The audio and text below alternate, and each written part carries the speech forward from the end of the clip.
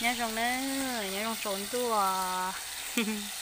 nhớ rong tan thơ tiểu không đi xuống lên sụt từ nữa chỉ nói cho cái lia bom mua nữa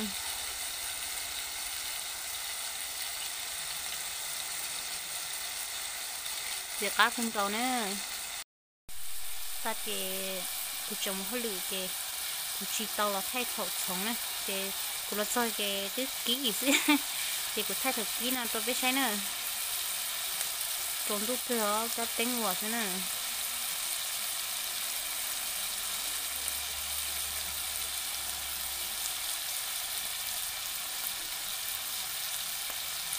nó chè cụ từ chỉ chè là cái lai chè là tôi tàu ít tôi liên bạc mua nè chè là dùng món nó trồng món nó này món nào chè này tôi tàu tí tôiซื้อchè thì để tôi nào kê nó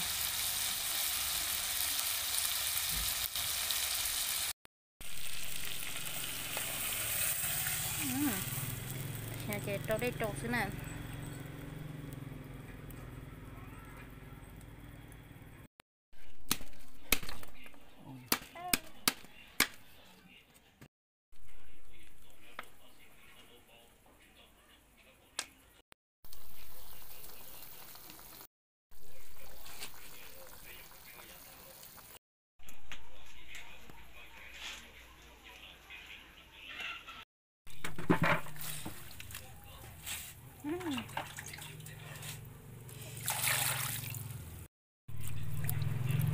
cho nó cho rốt xí đòn nó ví dụ nó trâu cho lòng thầy sơ trâu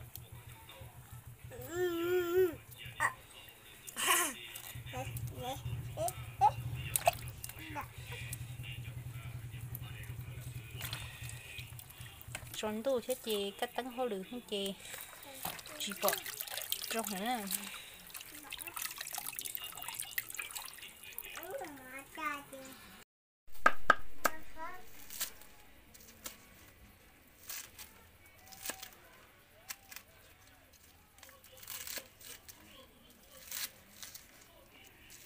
mất lầy nó chè nhiều món trong sơ trâu chẳng cái lia bị nữa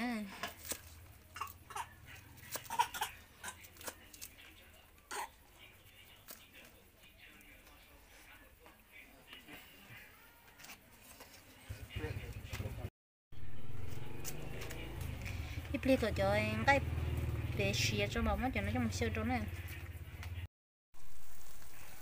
chứ can gì hả xứ nữa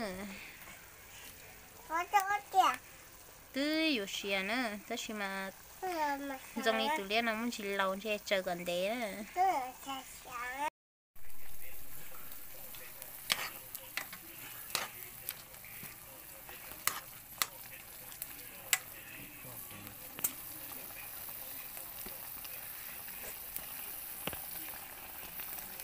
không thì cứ cầu nhau chỉ nó chè xìa chè chờ nó chè trâu nọ xứ này chỉ nó từ cá cứ còn nó trốn đuôi nó còn chỉ bỏ khá chứ mà từ cá sắp đời nữa và bên nào kia nữa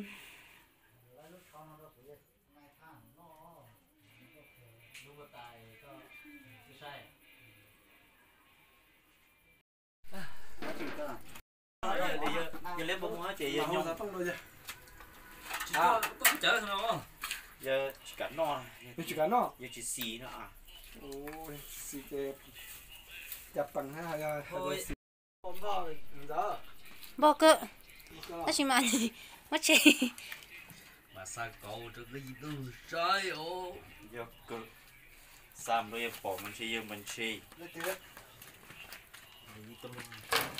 sao chỗ này nhổ nhổ luôn à cái ly quá xia hả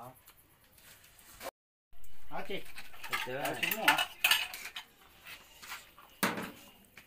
đúng rồi hay kia in đã tại tao bên nó ta đấy à nhưng khi chở cờ theo nó nhưng khi chở cờ thế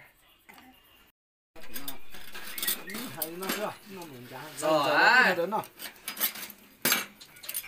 nó cái nó bây giờ nó tụi nó mua đây kia là nó cái cổ à cho nó ra liếng ngay liếng bao mua nữa nọ nữa tại sao nó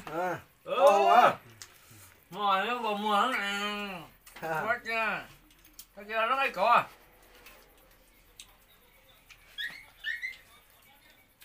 Dạ, có bố rồi với một bùa Bố giảm sùng ở chưa? bùa Xó. xó bùa là lệ thế.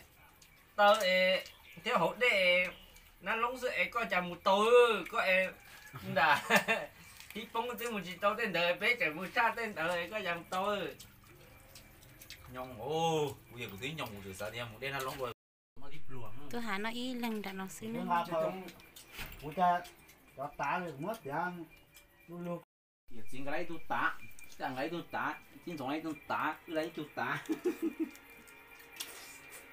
rồi lúc thứ nào tới tối cho nên anh để thấy cái thằng của thế không Xài tôi lấy trâu tù ná rồi.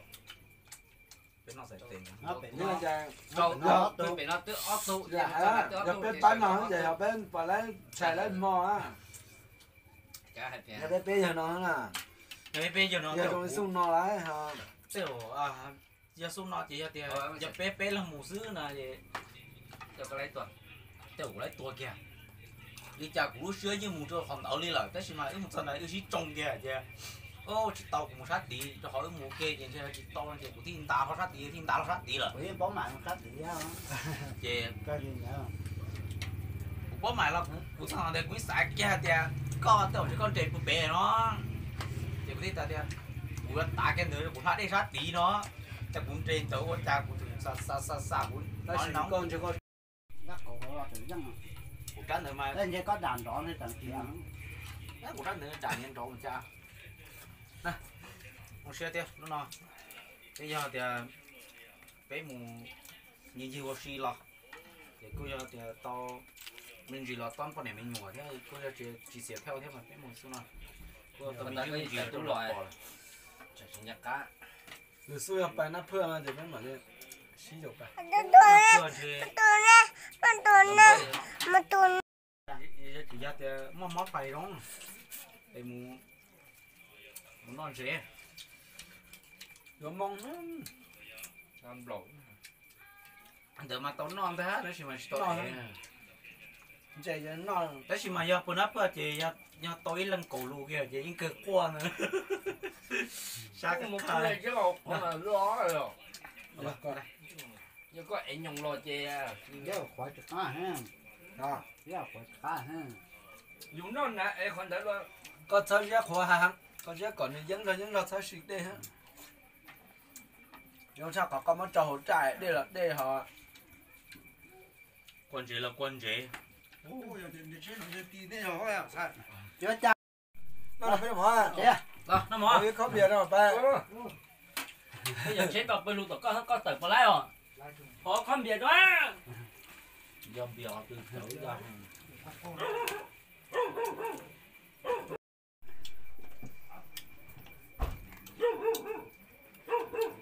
cái là chặt cái tua cái nó lột chặt cái nữa Lo phải nói mà khỏi còn mua. Tha mua. Lo phải nói mà khỏi để đánh tồn nó hô, có khỏi có đánh tô. sẽ lò Khỏi nhà trở ra. nhưng không là nó Chỉ mua. Có nhà trở ra. Đi đâu đâu. Con đã